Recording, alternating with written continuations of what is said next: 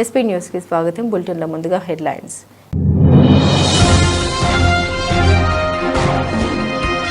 సిక్కింలో Modi football సందడి. 4000 కోట్లతో అభివృద్ధి ప్రాజెక్టుల జాతర.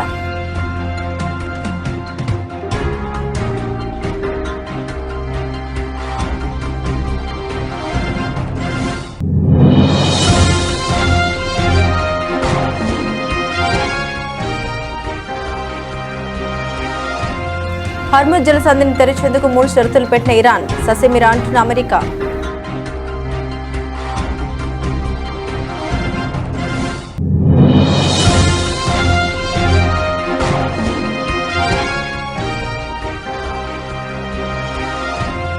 విశాఖలో Google AI hub. Chandrababu Ashwini Vaishnaw చేతుల మీదుగా శంకుస్థాపన.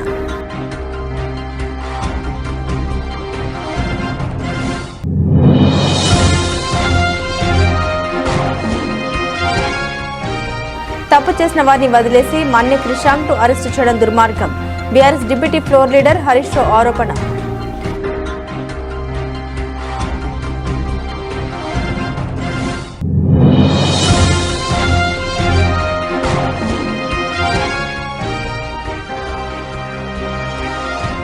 కొడైకెనాల్ పర్యటించిన తమిళనాడు ముఖ్యమంత్రి. పర్యాటకులతో సరదాగా ముచ్చరించిన స్టాలిన్.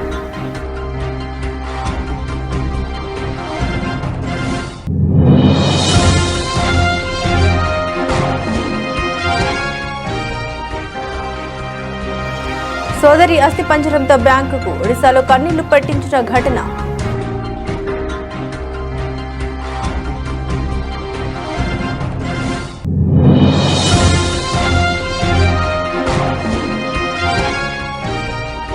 ఏబిఎన్ రాధాకృష్ణపై వైకాపా జిల్లా పార్టీ నాయకుల ఫిర్యాదు. ఎలాంటి చర్యలు తీసుకోకపోవడంపై తీవ్ర అసహనం.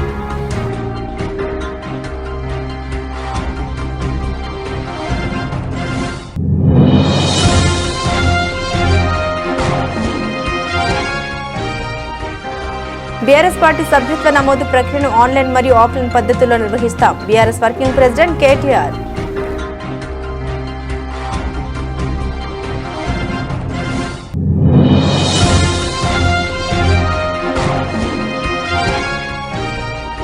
క్యాన్సర్ వ్యాధికి సంబంధించిన కీమోథెరపీ నుండి మరెన్నో చికిత్సల్ని అందుబాటులో ఉంచాం. వైద్య ఆరోగ్య శాఖ మంత్రి దామోదర్ రాజనరసింహ.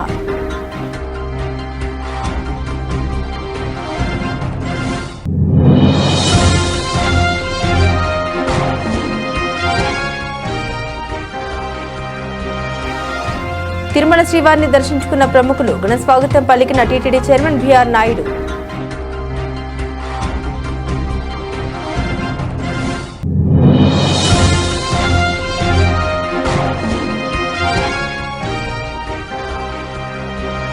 పసిరి ప్రియులకు ఊరట. తగిన బంగారం వెండి ధరలు.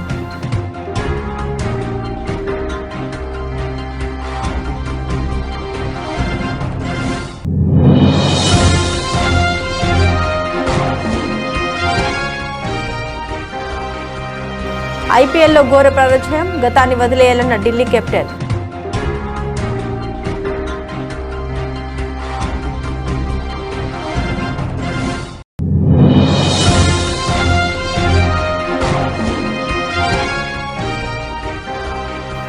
అశ్విరెడ్డి కేసులో సంచలన విషయాలు. ఆత్మహత్య బెదిరింపులు.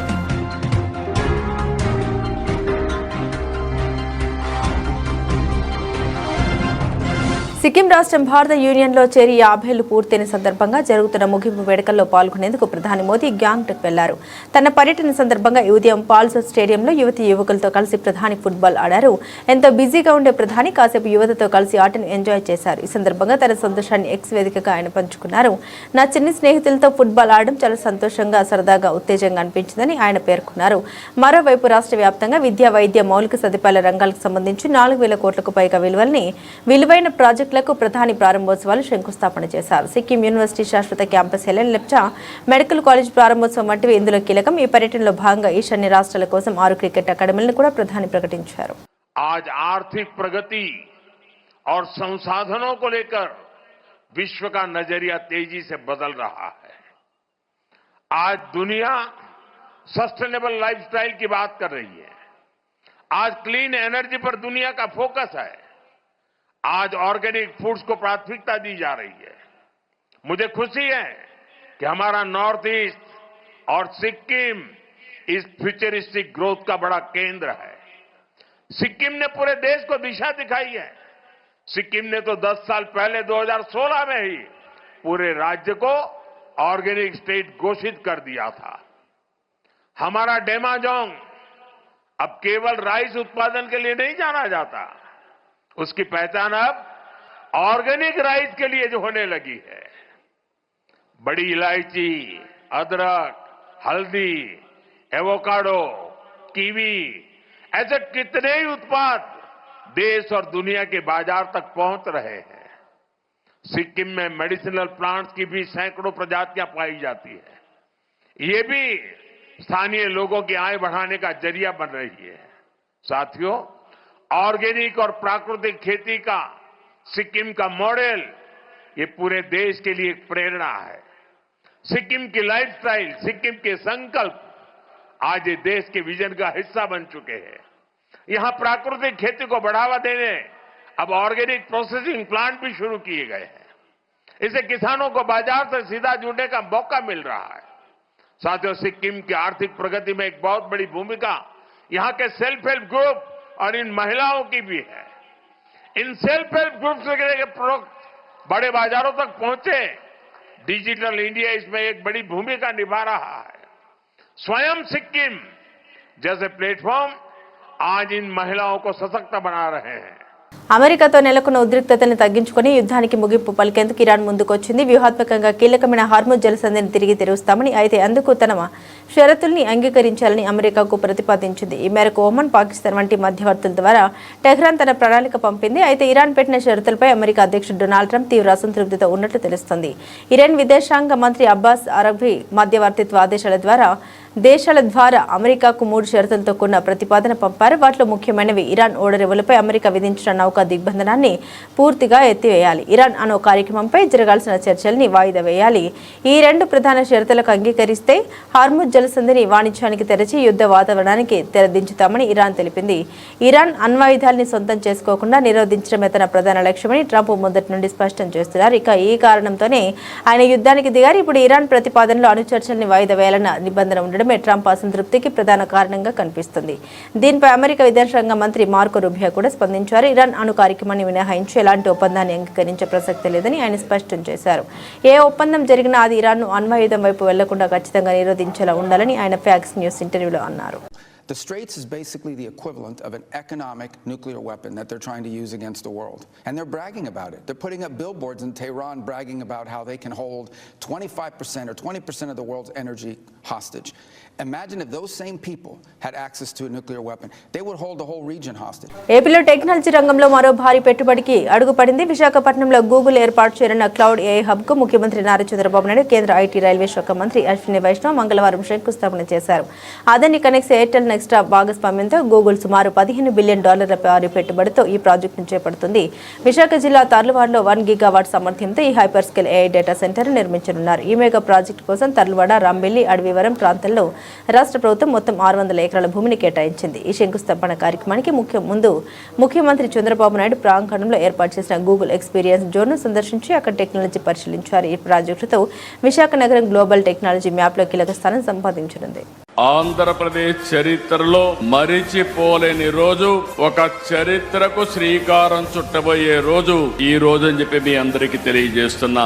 అదే సమయంలో గూగుల్ ఈ రోజు విశాఖపట్నంకు వచ్చిందంటే మనందరికీ గర్వకారణం. గూగుల్ రాక విశాఖపట్నానికే కాదు ఆంధ్రప్రదేశ్ కు ఒక గేమ్ చేంజర్ అని చెప్పి మీకు తెలియజేస్తున్నా. 30 ఏళ్లకు మునుపు 1997లో హైటెక్ సిటీతో ప్రారంభించాం హైదరాబాద్ లో. ఆ తర్వాత సైబరాబాద్ నగరాన్ని నిర్మాణం చేశాం. ఈ రోజు భారతదేశంలో highest per capita income Telangana, most liveable city Hyderabad. That is the contribution you have made at that time. I am very happy for that to remember now. Today, all of us has to write this day. 2026 2026, April 28, it will be remembered forever in the history of India, especially in the history of Andhra Pradesh. ఆ రోజు ఏ విధంగా అయితే hitech city IT విప్లవానికి నాంది పలికిందో, ఈ రోజు Google data centre AP టెక్నాలజీకే కాదు భారతదేశానికి ఒక గ్రోత్ ఇంజన్ గా తయారవుతుందని చెప్పడానికి ఏమాత్రం అతిశయోక్తి కాదని చెప్పి నేను మీకు తెలియజేస్తున్నా. కాంగ్రెస్ ప్రభుత్వం ప్రజా సమస్యలు, రైతుల ఇబ్బందులు, రాష్ట్ర అభివృద్ధిని గాలికి వదిలేసి ప్రభుత్వ వైఫల్యాన్ని ప్రశ్నించే గొంతులపై అక్రమ కేసులు, సీట్లు, కమిషన్లు వేస్తూ అణిచివేసే కుట్ర చేస్తుందని మాజీ మంత్రి BRS deputy floor leader Harish Rao ఆరోపించారు. సంగారెడ్డి జిల్లా కంది సెంట్రల్ జైల్లో రిమాండ్లో ఉన్న BRS social media convener Manne కృష్ణతో పాటు మరో 7 పార్టీ కార్యకర్తల్ని మాజీ మంత్రి BRS deputy floor leader Harish Rao పరామర్శించారు. అనంతరం మాజీ మంత్రి BRS deputy floor leader Harish Rao మీడియాతో మాట్లాడారు. కాంగ్రెస్ ప్రభుత్వం, ముఖ్యమంత్రి రేవంత్ రెడ్డి పోలీసుల తీరుపై మండిపడ్డారు. రేవంత్ రెడ్డి ఎన్నికల ముందు 6 గ్యారెంటీలతో పాటు 7 గ్యారెంటీగా ప్రజాస్వామ్యం కల్పిస్తామని చెప్పి నేడు నియంతలా వ్యవహరిస్తున్నారన్నారు. ఇవాళ కృషాంక్ గారి మీద పెట్టిన కేసు, కృషాంక్ గారు పోలీస్ స్టేషన్ లో కంప్లైంట్ ఇచ్చినాడు. ఆయన మా నాయకులు కేసీఆర్ గారి మీద, మా పార్టీ నాయకులు కేటీఆర్ గారి మీద, మా పార్టీ నాయకుల మీద ఫేక్ పోస్టులు పెడతా ఉన్నారు, తప్పుడు వార్తల్ని ప్రచారం చేస్తా ఉన్నారు అని ఎవరైతే ఆ వార్తలు ప్రచారం చేశారో, ఎవరైతే తన మొబైల్ నుంచి ఈ పోస్టులు చేశాడో ఆ మొబైల్ ఫోన్ తీసుకెళ్లి పోలీస్ స్టేషన్ లో ఇచ్చాడు. పోలీసులకు ఈ మొబైల్లో అన్ని ఆధారాలు ఉన్నాయి, ఈ మొబైల్ నుంచే ఇగో మా కేసీఆర్ గారి మీద, మా పార్టీ నాయకుల మీద అక్రమ కేసులు, అక్రమ పోస్టులు పెట్టారు, దుష్ప్రచారం చేస్తా ఉన్నారు, ఈ మొబైల్లో అన్ని ఆధారాలు ఉన్నాయని అతని చేతి నుంచి మొబైల్ తీసుకొని పోలీస్ స్టేషన్ లో పోలీసులకు కంప్లైంట్ కాపీతో పాటు మొబైల్ అందజేయడం జరిగింది. ఇప్పుడు ఎవరి మీద కేసు బుక్ చేయాలి? ఎవరైతే బీఆర్ఎస్ నాయకుల మీద ఫేక్ పోస్టులు పెట్టినారో, తప్పుడు పోస్టింగ్లు పెట్టి తప్పుడు వార్తలు రాసినారో వాళ్ళ మీద కేసు పెట్టలే. కంప్లైంట్ ఇచ్చిన కృషాంక్ మీద, కృషాంక్ తో ఉండే కార్యకర్తల మీద కేసులు పెట్టి వాళ్ళని ఎలా జైల్లో నిర్బంధించింది. ఇది ఎట్లుందంటే, దొంగతనం చేసిన వాడిని విడిచిపెట్టి అరే తప్పు చేసిండు అని పోలీసుల దగ్గరికి వెళ్తే నిన్నే లోపల పెట్టినట్టున్నది. అంటే పోలీస్ స్టేషన్ లో కంప్లైంట్ ఫిర్యాదు చేయడానికి వెళ్లిన వాళ్ళ మీదనే కేసు పెట్టి జైల్లో పెడుతుంది ఈ కాంగ్రెస్ ప్రభుత్వం. వాళ్ళకేం చేసిండ్రు? నోటీస్ ఇచ్చి ఇంటికి పంపించారు. ఎవడైతే ఫేక్ పోస్టులు పెట్టిండో, ఎవడైతే బీఆర్ఎస్ నాయకుల మీద తెలంగాణ తొలి ముఖ్యమంత్రి, తెలంగాణ సాధకులు కేసీఆర్. తమిళనాడు ముఖ్యమంత్రి ఎంకే స్టాలిన్ దిండిగల్ జిల్లాలోని ప్రముఖ పర్యాటక కేంద్రం కొడైకెనాల్లో పర్యటించారు. స్టార్ లేక్ వద్ద ఆయన దాదాపు 2 కిలోమీటర్ల మేర నడకతో పాటు సైకిల్ యాత్ర చేపట్టారు. ఈ సందర్భంగా స్థానిక ప్రజలు, పర్యాటకులతో సరదాగా ముచ్చరించిన స్టాలిన్ వారితో కలిసి ఉత్సాహంగా సెల్ఫీలు దిగారు. ముఖ్యమంత్రి సామాన్యుల్లా కలివిడిగా తిరగడంతో ప్రజల నుండి అద్భుతమైన స్పందన లభించింది.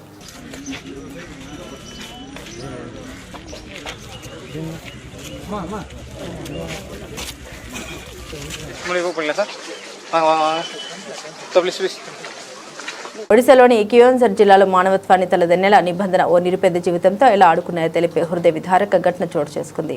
చనిపోయిన తన సోదరి బ్యాంకు ఖాతాలో ఉన్న 19,300 విత్డ్రా చేసుకునేందుకు ఆమె అస్థి పంజరాన్ని భుజాలపై వేసుకుంటూ ఒక వ్యక్తి సుమారు 3 కిలోమీటర్లు నడిచి బ్యాంకుకు చేరుకున్నాడు. ఈ దృశ్యం చూసిన స్థానికులు కన్నీరు పెట్టుకున్నారు. వివరాల్లోకి వెళ్తే కియోన్జర్ జిల్లాలోని దియానలి గ్రామానికి చెందిన గిరిజనుడు జితు ముండా సోదరి కక్రా ముండా 2 నెలల క్రితం మరణించింది. ఆమె భర్త ఏకైక సంతానం కూడా ముందే చనిపోవడంతో జితు ఒక్కడే ఆమెకు దగ్గరి బంధువుగా మిగిలాడు. కక్రా పేరు మీద మల్లిపసిలోని ఒడిశా గ్రామీణ బ్యాంకులో ఖాతా ఉండగా అందులో 13,300 ఉన్నాయి. ఆ డబ్బును తీసుకునేందుకు జితు బ్యాంకుకు ఆశ్రయించగా మేనేజర్ నిబంధన ప్రకారం అడ్డు చెప్పారు. ఖాతాదారు స్వయంగా రావాలని లేదా చట్టబద్ధమైన వారసత్వ పత్రాలు, మరణ ధృవీకరణ పత్రం సమర్పించాలని కోరారు. చదువుకోని నిరుపేద గిరిజనులైన జితుకు ఆ పత్రాలు ఎలా పొందాలో తెలియలేదు. అధికారుల ప్రక్రియ అర్థం కాక నిస్సహాయంతో వెనక్కి తిరిగాడు. చేసేది ఏమి లేక సోమవారం రోజున గ్రామ శ్మశానానికి వెళ్లాడు. అక్కడ తన సోదరిని ఖననం చేసిన చోట తవ్వి ఆమె అస్థికల్ని, అస్థి పంజరాన్ని ఓ బట్టలో చుట్టాడు. బగబగ మండే ఎండలో ఆ మూటను భుజాన వేసుకుని బ్యాంకుకు బయలుదేరాడు. అస్థి పంజరంతో బ్యాంకు వద్దకు వచ్చిన జితును చూసి స్థానికులు దిగ్భ్రాంతికి గురయ్యారు. కొందరు ఏడవగా మరికొందరు బ్యాంక్ అధికారుల తీరుపై తీవ్ర ఆగ్రహం వ్యక్తం చేశారు. ఓ పేదవాడు తన డబ్బు తీసుకోవడం ఇంత కష్టమా అని ప్రశ్నించారు. సర్పంచ్తో విచారణ జరపకుండా కేవలం కాగితాలకే విలువ ఇచ్చి మానవత్వాన్ని మరిచారని మండిపడ్డారు. సమాచారం అందుకున్న పోలీసులు అక్కడికి చేరుకుని జితును శాంతింపజేశారు. మానవత దృక్పథంతో ఈ సమస్యను పరిష్కరిస్తామని హామీ ఇచ్చారు. ఈ ఘటనపై బ్యాంకు నుండి వివరణ కోరుతామని పోలీసులు తెలిపారు. ఏబిఎన్ ఛానల్తో వైఎస్ఆర్ కాంగ్రెస్ పార్టీ నాయకుల కుటుంబ సభ్యుల్ని మహిళల్ని కించపరిచేలా వ్యాఖ్యలు చేసిన ఆంధ్రజ్యోతి రాధాకృష్ణపై తక్షణమే కఠినమైన చర్యలు తీసుకోవాలని వైసీపీ నేతలు డిమాండ్ చేశారు. రాష్ట్ర వ్యాప్తంగా పలు పోలీస్ స్టేషన్లతో పాటు హైదరాబాద్లోనూ ఫిర్యాదులు చేసినా ఇప్పటివరకు ఎలాంటి చర్యలు తీసుకోకపోవడంపై తీవ్ర అసహనం వ్యక్తం చేశారు. ఏబిఎన్ రాధాకృష్ణపై ఎన్టీఆర్ జిల్లా వైకాపా నాయకులు సోమవారం విజయవాడ పోలీస్ కమిషనర్ కార్యాలయంలో ఫిర్యాదు చేశారు. ఈ కార్యక్రమంలో వైసీపీ ఎన్టీఆర్ జిల్లా అధ్యక్షుడు దేవినేని అవినాష్, మాజీ మంత్రులు వెల్లంపల్లి శ్రీనివాసరావు, జోగి రమేష్, మాజీ ఎమ్మెల్యే మల్లాది విష్ణు, మాజీ మేయర్ రాయడం భాగ్యలక్ష్మి, నాయకులు పూనూర గౌతమ్ రెడ్డి, వంగవీటి నరేంద్ర, తన్నీరు నాగేశ్వరరావు తదితరులు పాల్గొన్నారు. ఏబిఎన్ వైఎస్ఆర్ కాంగ్రెస్ పార్టీ మహిళా లోకాన్ని ఉద్దేశించి, వైఎస్ఆర్ కాంగ్రెస్ పార్టీ కుటుంబ సభ్యులను ఉద్దేశించి మాట్లాడినటువంటి మాటలు విత్డ్రా చేసుకోవాలని, క్షమాపణ చెప్పాలని, అది ప్రసారం చేసినటువంటి ఏబిఎన్ మీద, రాధాకృష్ణ గారి మీద చర్యలు చేపట్టాలని చెప్పని గత నెలలో 175 నియోజకవర్గాల్లో కూడా మేము కంప్లైంట్స్ ఇవ్వడం జరిగింది. పోలీసులు రకరకాలుగా వ్యవహరిస్తూ ఉన్నారు. కొంతమంది కంప్లైంట్స్ తీసుకోవడానికి ఇబ్బంది పడుతూ ఉన్నారు, కొంతమంది వాళ్ళ స్టాఫ్ని తీసుకోమంటున్నారు. కేసు రిజిస్టర్ అయిందా అవ్వలేదా దానికి పర్యవసానంగా, దానికి కొనసాగింపుగా ఈరోజు పోలీస్ కమిషనర్ గారి ఆఫీసులో మరొక కంప్లైంట్ ఇవ్వడం జరిగింది. అది మేము అధికారులకు ఇచ్చిన, అలాగే పబ్లిక్ గ్రీవెన్స్లో ఇచ్చిన చర్యలు మాత్రం చేపట్టాలి అని చెప్పని వైఎస్ఆర్ కాంగ్రెస్ పార్టీ డిమాండ్ చేస్తాం. నేను అడుగుతా ఉన్నా, మీ కుటుంబ సభ్యులు అంటేనేమో మీకు పొడుచుకొచ్చిద్దా? మా కుటుంబ సభ్యులు అంటే మీకు ఆనందమా? ఏమైపోయావు చంద్రబాబు నాయుడు? ఎంత రాక్షస ఆనందమా నీకు? కలంపోటు గారు రాధాకృష్ణ ఆ భాషని, అతని అసహ్యమైన పదజాలాన్ని మీరు సమర్థిస్తావా చంద్రబాబు నాయుడు? 76 సంవత్సరాల చంద్రబాబు నాయుడు కన్నా మనసుంటే, మానవత్వం ఉంటే ఈనాటికైనా చెప్తా ఉన్నా చంద్రబాబు నాయుడికి, నువ్వు 45 సంవత్సరాల పాటు సీనియర్ అని చెప్పి చెప్పుకున్నావు కదా. రాధాకృష్ణ మాట్లాడిన మాటను ఒక్కసారి నువ్వు విను, దాన్ని తప్పు అని చెప్పి చెప్పకపోతే నువ్వు నిజంగా నికృష్టుడుగా మారుతావు చంద్రబాబు నాయుడు అని చెప్పి అంటా ఉన్నాం. దయచేసి పోలీస్ అధికారులు కూడా చెప్తా ఉన్నాం, పోలీస్ కమిషనర్ గారు, ఇంతమంది నాయకులు వచ్చాం కదా, ఒక సమస్య మీద మొమరాండం తీసుకోవడానికి కూడా, వినతి పత్రం తీసుకోవడానికి కూడా మీకు మనసు ఒప్పట్లేదని చెప్పి అడుగుతా ఉన్నా. మీకు కూడా కుటుంబ సభ్యులు ఉన్నారు కదా, మీరు కూడా బాధ్యత గల అధికారి కదా. కనీసం బీఆర్ఎస్ పార్టీ రాష్ట్ర స్థాయి కమిటీ మినహా రాష్ట్ర వ్యాప్తంగా ఉన్న అన్ని కమిటీలను రద్దు చేశాం. మా అధినేత కేసీఆర్ గారి ఆదేశాల మేరకు బూత్ స్థాయి నుండి అన్ని స్థాయిల్లో పార్టీ నూతన కమిటీలు వేస్తాం. ప్రతి నియోజకవర్గంలోని కార్యకర్తలందరికీ శిక్షణ తరగతులు నిర్వహిస్తాం. బీఆర్ఎస్ పార్టీ సభ్యత్వ నమోదు ప్రక్రియను ఆన్లైన్ మరియు ఆఫ్లైన్ పద్ధతుల్లో నిర్వహిస్తామని బీఆర్ఎస్ వర్కింగ్ ప్రెసిడెంట్ కేటీఆర్ అన్నారు. అట్లాగే పార్టీ యొక్క సంస్థాగత నిర్మాణం మీద కూడా చాలా విస్తృతమైన చర్చ జరిగింది. సభ్యత్వ నమోదు, పార్టీ యొక్క కమిటీలు, ఇవన్నిటి విషయంలో చర్చ జరిగింది. పార్టీ కమిటీలో ఇవాళ పార్టీ మీటింగ్లో ఈరోజు ఒక నిర్ణయం కూడా తీసుకోవడం జరిగింది. రాష్ట్ర వ్యాప్తంగా ఉన్న అన్ని కమిటీలు ఎక్సెప్ట్ స్టేట్ కమిటీ మినహా అన్ని కమిటీలను కూడా ఈరోజుతో రద్దు చేయడం జరిగింది. ఎందుకు అంటే కొత్త కమిటీలు వేసుకోవాలి, మెంబర్షిప్ వేయాలి, కాబట్టి దానికి మార్గం సుగమం చేయడానికి అన్ని కమిటీలను కూడా రద్దు చేస్తూ నిర్ణయం తీసుకోవడం జరిగింది. అంటే గ్రామ కమిటీ నుంచి మొదలు పెడితే అన్ని కమిటీలు, జిల్లా కమిటీ దాకా అన్ని కమిటీలను కూడా రద్దు చేయడం జరిగింది. కేవలం ఒక స్టేట్ కమిటీ మాత్రమే ఫంక్షనల్గా ఉంటుంది. ఆ స్టేట్ కమిటీ ఆధ్వర్యంలో మెంబర్షిప్ కార్యక్రమానికి పోతాం. రాష్ట్ర వ్యాప్తంగా మరి ఈ మెంబర్షిప్ కార్యక్రమాన్ని కూడా రెండు మార్గాల్లో చేస్తాం. ఆన్లైన్ మరియు ఆఫ్లైన్. అంటే ఆన్లైన్ అంటే డిజిటల్ మోడ్లో, ఆఫ్లైన్ అంటే మరి పుస్తకాల ద్వారా, మెంబర్షిప్ పుస్తకాల ద్వారా 2 మార్గాలుగా తప్పకుండా చేస్తాము. మా ఆలోచనల్లో ఒకటే, రాశి కంటే వాసి ముఖ్యం. అందుకే ఎంత సభ్యత్వము, ఎన్ని లక్షలు అన్న దానికంటే కూడా మరి ఎంత క్వాలిటేటివ్గా మనం మెంబర్షిప్ చేయాలి, తెలంగాణకి ఒక రక్షణ కవచంలాగా ఎట్లా మన కార్యకర్తలు, మన నాయకత్వం నిలబడాలి అనే ఆలోచనతో మరి వారిని కేవలం మెంబర్షిప్ చేయడమే కాకుండా, మెంబర్షిప్ జరిగిన అనంతరం కమిటీల నిర్మాణం మాత్రమే కాకుండా ఆయా కమిటీలకు మరి మొత్తం ప్రతి నియోజకవర్గంలోని మరి ముఖ్యమైన కార్యకర్తలందరికీ కూడా శిక్షణా తరగతులు కూడా, నాయకత్వానికి అట్లాగే మరి కార్యకర్తలకు కూడా శిక్షణా తరగతులు పెట్టాలనే నిర్ణయం కూడా తీసుకోవడం జరిగింది. షెడ్యూల్ మొత్తం కూడా మీకు తొందరలోనే వెల్లడిస్తాము. ఎందుకంటే ముందుగాల కొంత దానికి ప్రిపరేటరీ వర్క్ ఉంది. ఆ ప్రిపరేటరీ వర్క్ అయిన వెంటనే, ఎందుకంటే ఆల్రెడీ ఉన్న రాష్ట్రంలో అన్ని వ్యాధులకు సంబంధించిన 90% ట్రీట్మెంట్ జిల్లా స్థాయిలోనే ప్రజలకు అందుబాటులో ఉండాలనేది ప్రభుత్వ సంకల్పమని, అందుకే అన్ని రకాల వైద్య సౌకర్యాల్ని జిల్లా స్థాయిలోనే అందుబాటులోకి తీసుకొచ్చాం. ప్రాణాంతకమైన క్యాన్సర్ వ్యాధికి సంబంధించిన కీమోథెరపీ నుండి మరెన్నో చికిత్సల్ని అందుబాటులో ఉంచాం. ప్రజా ఆరోగ్య సంరక్షణ ప్రజా ప్రభుత్వ సంకల్పమని వైద్య ఆరోగ్య శాఖ మంత్రి దామోదర రాజనరసింహ అన్నారు. In this way, and moreover, recently we have taken a policy to establish another 79 dialysis centers. Already we are running 102 dialysis centers. We are going to start another 79 dialysis centers under the PPP model. So our concentration is on NCD, keeping in view the referral system. Somewhere we are weak in the referral system, whether it is the PSC, whether PSC, the CSC, the area hospital or the teaching hospital. The first and the primary thing is the referral system should be strengthened. The overall policy of the government with regard to the health, where the government is uncompromised. We want to today almost 140 crores we are spending every month on Aarogyasri. 140 crores, where the share of the private hospitals, empaneled hospitals is about 50%, and the share of the government is about 50%. And we want to strengthen భారత ఉపరాష్ట్రపతి PCP Radhakrishnan మంగళవారం ఉదయం తిరుమల శ్రీ వెంకటేశ్వర స్వామి వారిని దర్శించుకున్నారు. నిన్న రాత్రి తిరుమలలో బస చేసిన ఆయన ఈరోజు ఉదయం ఆలయ మహాద్వారం వద్దకు చేరుకోగా TTD chairman BR Naidu, EO Muddada Ravichandra ఆలయ మర్యాదలతో ఘన స్వాగతం పలికారు. అనంతరం ఆయన మహాద్వారం ద్వారా ఆలయంలోకి ప్రవేశించి స్వామివారిని దర్శించుకున్నారు. ఉపరాష్ట్రపతి వెంట రాష్ట్ర దేవాదాయ శాఖ మంత్రి ఆనం రామనారాయణ రెడ్డి కూడా ఉన్నారు. దర్శనానంతరం రంగనాయకుల మండపంలో వేద పండితులు ఉపరాష్ట్రపతికి వేద ఆశీర్వచనం చేయగా టీటీడీ అధికారులు స్వామివారి శేషవస్త్రం, తీర్థ ప్రసాదాలు అందించారు. తిరుమల పర్యటన ముగించుకొని తిరుగు ప్రయాణంలో ఉపరాష్ట్రపతి తిరుపతిలోని శ్రీ తిరుచానూరు పద్మావతి అమ్మవారిని దర్శించుకోనున్నారు. ప్రత్యేకంగా గౌరవ భారత ఉపరాష్ట్రపతి రాధాకృష్ణ గారు తిరుమల శ్రీవారి దర్శనానికి రావడం, రాష్ట్ర ప్రభుత్వం తరఫున గౌరవ ముఖ్యమంత్రి చంద్రబాబు నాయుడు గారి తరఫున ఇక్కడ వారి కేబినెట్ మంత్రిగా నేను వారికి ఇన్ఛార్జిగా ఇక్కడికి రావడం జరిగింది. నిన్న ఎయిర్పోర్ట్లో వారిని రిసీవ్ చేసుకున్న తర్వాత ఇవాళ దర్శనం, స్వామివారి దర్శనం, అలాగే కిందకి వెళ్ళిన తర్వాత పద్మావతి అమ్మవారి యొక్క దర్శనం తర్వాత వారి ఎయిర్పోర్ట్కి వెళ్ళి అక్కడి నుంచి బయలుదేరడం జరుగుతుంది. ఈ కార్యక్రమానికంతా ప్రభుత్వం నుంచి మంత్రిగా నేను, ప్రిన్సిపల్ సెక్రటరీగా హరి జవహర్ లాల్ గారు, అందరం ఇతర అధికారులందరితోటి కలిసి వారికి స్వాగతం చెప్పడానికి ఇక్కడికి రావడం జరిగింది.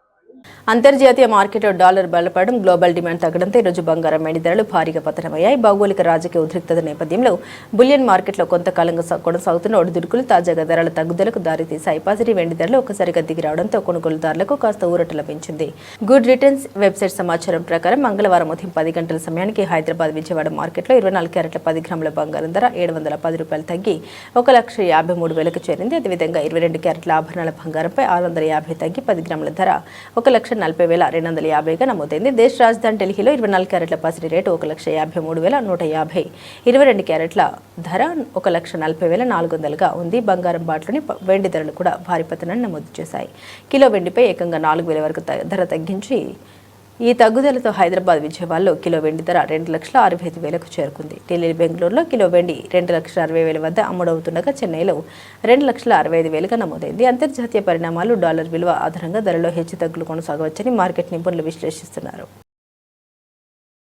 ఐపీఎల్ 2026 సీజన్లో రాయల్ ఛాలెంజర్స్ బెంగళూరు చేతిలో ఎదురైన ఘోర పరాజయాన్ని వెంటనే మర్చిపోయి ముందుకు సాగాలని ఢిల్లీ క్యాపిటల్స్ కెప్టెన్ అక్షర్ పటేల్ తన జట్టు సభ్యులకు పిలుపునిచ్చారు. జట్టులో ప్రతికూల ఆలోచన వస్తే మరిన్ని ఓటాలు తప్పని, అందుకే సానుకూల దృక్పథంతో ఉండడం అత్యంత ముఖ్యమని స్పష్టం చేశారు. సోమవారం ఢిల్లీలోని అరుణ్ జైట్లీ స్టేడియంలో జరిగిన మ్యాచ్లో ఆర్సీబీ బౌలర్లు జోష్ హేజిల్వుడ్, భువనేశ్వర్ కుమార్ అద్భుతంగా బౌలింగ్ చేయడంతో ఢిల్లీ క్యాపిటల్స్ 75 పరుగులకు కుప్పకూలింది. అనంతరం ఆర్సీబీ 81 బంతులు మిగిలి ఉండగానే 9 వికెట్ల తేడాతో ఘన విజయం సాధించింది. ఈ ఓటమితో ఢిల్లీ వరుస వరుసగా 3వ పరాజయాన్ని మూటగట్టుకుంది.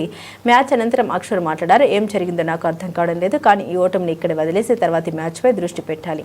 ఆర్సీబీ బౌలర్లు ప్రపంచ స్థాయి బౌలర్లు వారి బంతిని బాగా స్వింగ్ చేశారు. మా బ్యాటర్లు ఆ స్వింగ్ను కాస్త మెరుగ్గా ఎదుర్కొని అంటే ఫలితం మరోలా ఉండేది. అయినా క్రెడిట్ వారికి దక్కుతుందని వివరించారు. ఒక చెడ్డ మ్యాచ్ ఓడిపోయినంత మాత్రాన ఒకరినొకరు నిందించుకోవడం సరికాదు, సానుకూలంగా ఉంటేనే రాణించగలం. అందుకే ఈ ఓటమిని మర్చిపోయి సరైన మైండ్ సెట్తో ముందుకు సాగాలని అక్షర్ తన జట్టుకు దిశానిర్దేశం చేశాడు.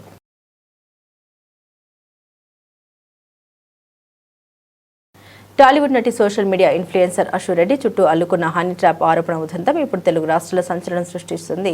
అశు గురించి సాఫ్ట్వేర్ ఇంజనీర్గా పనిచేస్తున్న ధర్మేంద్ర పలు సంచలన విషయాలు వెల్లడించారు. ముఖ్యంగా తాను ఇచ్చిన డబ్బును అడిగినప్పుడల్లా ఆత్మహత్య చేసుకుంటామని బెదిరించేదని ఆయన కీలక విషయాన్ని తెలిపారు. పెళ్లి చేసుకుంటామని సాకుతూ అశు రెడ్డి ఆమె కుటుంబ సభ్యులు తనను నిలువున ముంచారని ధర్మేంద్ర ఆరోపించారు. 2018 నుండి 2025 వరకు సాగిన ఈ వ్యవహారంలో ఆస్తులు నగదు రూపంలో సుమారు 9.35 కోట్లు కాజేసినట్లు పోలీసుల ఎఫ్ఐఆర్లో పేర్కొన్నారు. ప్రారంభంలో తన ఎడ్యుకేషన్ లోన్, వీసా సమస్యలు, సినీ కెరీర్ ఖర్చుల పేరుతో అశురెడ్డి తన నుండి భారీగా డబ్బు తీసుకున్నట్లు ధర్మేంద్ర తెలిపారు. ధర్మేంద్ర ఇచ్చిన డబ్బుతో అశురెడ్డి మణికొండలో ఒక ఫ్లాట్, 1.80 కోట్ల అడ్వాన్స్, సుమారు 5 కిలోల బంగారం, ఖరీదైన కార్లు కొనుగోలు చేసినట్లు ఫిర్యాదులు పేర్కొన్నారు.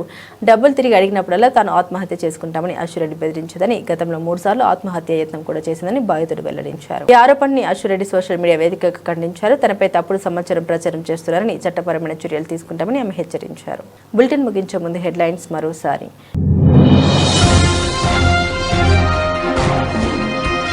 సిక్కింలో మోదీ ఫుట్బాల్ సందడి, 4,000 కోట్లతో అభివృద్ధి ప్రాజెక్టుల జాతర.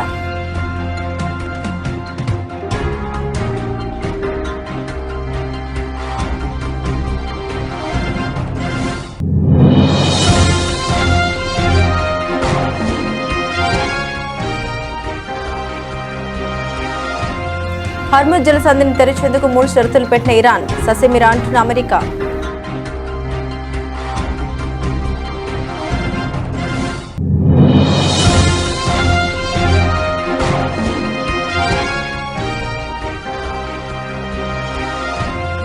విశాఖలో Google AI hub, Chandrababu Ashwini Vaishnaw చేతుల మీదుగా శంకుస్థాపన.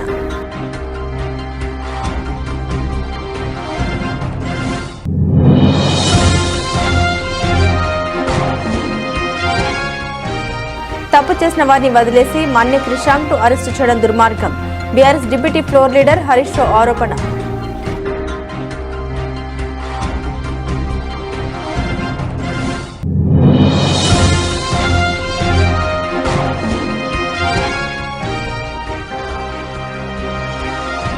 కొడైకెనాల్ పర్యటించిన తమిళనాడు ముఖ్యమంత్రి, పర్యాటకులతో సరదాగా ముచ్చరించిన స్టాలిన్.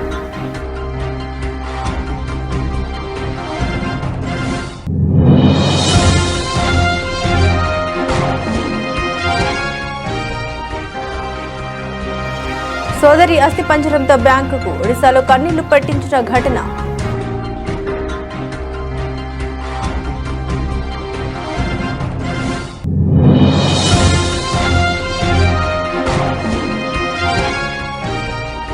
ఏబిఎన్ రాధాకృష్ణపై వైకాపా జిల్లా పార్టీ నాయకుల ఫిర్యాదు, ఎలాంటి చర్యలు తీసుకోకపోవడంపై తీవ్ర అసహనం.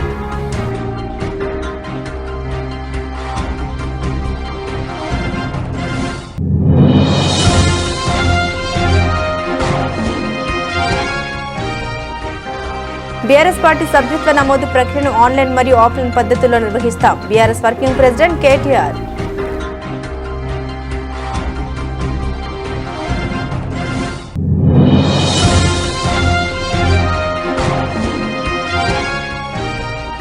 క్యాన్సర్ వ్యాధికి సంబంధించిన కీమోథెరపీ నుండి మరెన్నో చికిత్సల్ని అందుబాటులో ఉంచాం, వైద్య ఆరోగ్య శాఖ మంత్రి దామోదర్ రాజనరసింహ.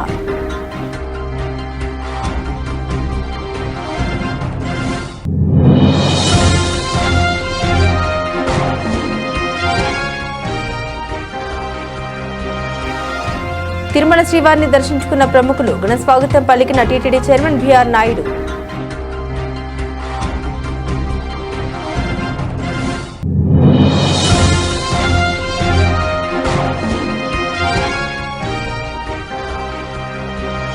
పసిరి ప్రియుల కూరట, తగిన బంగారం వెండి ధరలు.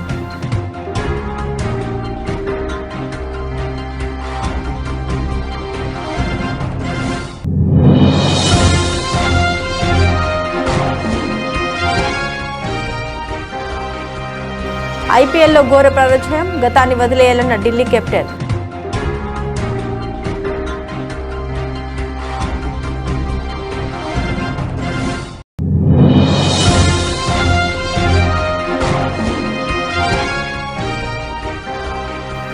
అశ్విరెడ్డి కేసులో సంచలన విషయాలు, ఆత్మహత్య బెదిరింపులు.